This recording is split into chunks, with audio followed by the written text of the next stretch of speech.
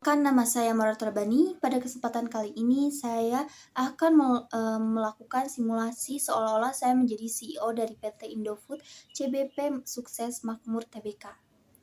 PT Indofood merupakan salah satu perusahaan makanan dan minuman terbesar di Indonesia yang memproduksi berbagai produk seperti Indomie, Popmie, Citatos, susu Indomie, dan masih banyak lagi produk-produknya sudah dipasarkan hampir di seluruh Indonesia, bahkan sampai ke luar negeri. Sebagai CEO, saya memilih tanggung jawab untuk memastikan perusahaan tetap berkembang, mampu bersaing, dan memberikan keuntungan tanpa mengabaikan kepuasan konsumen. Saat ini perusahaan sedang menghadapi tantangan berupa meningkatnya harga bahan baku seperti tepung terigu, minyak goreng, dan bumbu impor. Di sisi lain, persaingan di industri makanan instan juga semakin ketat karena banyak merek baru yang menawarkan harga lebih murah.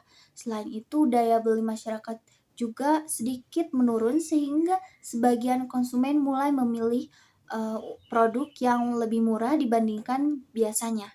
Jika kondisi ini tidak segera diatasi, maka keuntungan perusahaan dapat menurun dan pangkas pasar bisa berkurang.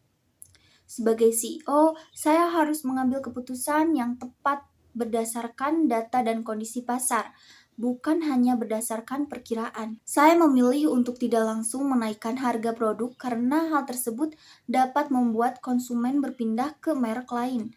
Sebagai gantinya, perusahaan akan lebih dulu melakukan efisiensi biaya produksi dan meningkatkan penjualan melalui promosi. Dengan begitu, keuntungan perusahaan tetap terjaga tanpa membebani konsumen. Permintaan terhadap produk mie instan sebenarnya masih tinggi karena merupakan makanan yang praktis dan harganya relatif terjangkau. Namun ketika harga naik terlalu tinggi, sebagian konsumen mulai mengurangi pembelian atau beralih ke produk pesaing. Karena itu, perusahaan harus memahami perubahan permintaan agar dapat menentukan strategi yang tepat. Perusahaan akan menggunakan data penjualan beberapa tahun terakhir untuk memperkirakan permintaan pada bulan-bulan berikutnya. Misalnya, menjelang tahun ajaran baru atau musim hujan biasanya penjualan mie instan meningkat. Dengan adanya peramalan permintaan, perusahaan dapat menyiapkan jumlah produksi yang sesuai sehingga tidak terjadi kelebihan maupun kekurangan stok.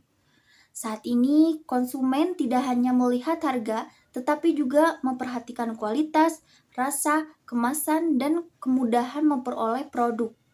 Banyak konsumen juga lebih sering membeli produk melalui marketplace maupun aplikasi belanja online.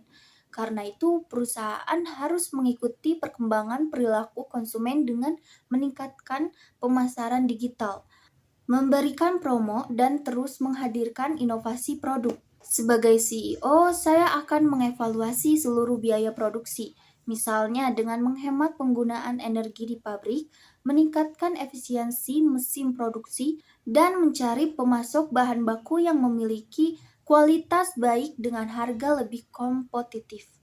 Efisiensi biaya ini dapat membantu perusahaan menjaga keuntungan tanpa harus menaikkan harga secara signifikan. Strategi yang saya pilih adalah mempertahankan harga produk utama agar tetap terjangkau. Jika memang harus ada kenaikan harga, maka kenaikannya dilakukan secara bertahap dan tetap disampaikan peningkatan kualitas produk. Selain itu, perusahaan juga memberikan promo seperti paket hemat dan potongan harga pada waktu tertentu agar konsumen tetap tertarik membeli. Persaingan di industri makanan sangat tinggi. Sebagai CEO, saya tidak hanya bersaing melalui harga, tetapi juga kualitas produk, inovasi rasa baru, kemasan yang lebih menarik, serta pelayanan kepada konsumen. Perusahaan juga akan memperkuat promosi melalui media sosial dan bekerja sama dengan influencer agar produk lebih dikenal oleh generasi muda. Resiko yang dihadapi perusahaan antara lain kenaikan harga bahan baku, perubahan selera konsumen, persaingan yang semakin ketat, serta kondisi ekonomi yang tidak menentu. Untuk mengurangi resiko tersebut, perusahaan harus memiliki lebih dari satu pemasok bahan baku, penjaga kualitas produk, melakukan inovasi secara berkala, dan terus membantu kondisi pasar. Saya juga akan melakukan investasi pada teknologi produksi yang lebih modern. Walaupun membutuhkan biaya cukup besar di awal, investasi ini akan meningkatkan efisiensi produksi, mengurangi biaya operasional dalam jangka panjang, serta menghasilkan produk dengan kualitas yang lebih baik. Walaupun membutuhkan biaya cukup besar di awal, investasi ini akan meningkatkan efisiensi produksi, mengurangi biaya operasional dalam jangka panjang, serta menghasilkan produk dengan kualitas yang lebih baik. Selain itu, perusahaan juga akan berinvestasi pada pengembangan produk baru agar tetap mampu mengikuti kebutuhan pasar. Keputusan saya sebagai CEO berdasarkan analisis tersebut, keputusan yang saya ambil yaitu melakukan efisiensi biaya produksi, mempertahankan kualitas produk, tidak langsung menaikkan harga secara drastis, memperkuat promo digital, mengembangkan varian produk baru, berinvestasi pada teknologi produksi, memperluas pasar ke luar negeri. Saya memilih keputusan tersebut karena dapat menjaga keuntungan perusahaan sekaligus mempertahankan kepercayaan konsumen dalam jangka panjang. Dari kasus ini, saya belajar bahwa menjadi seorang CEO bukan hanya tentang mencari keuntungan, tetapi juga harus mampu mengambil keputusan yang tepat berdasarkan analisis ekonomi. Seorang CEO harus memahami kondisi pasar, kebutuhan konsumen, biaya produksi, persaingan usaha, hingga resiko yang mungkin terjadi. Dengan keputusan yang tepat, perusahaan dapat terus berkembang dan tetap menjadi pilihan masyarakat.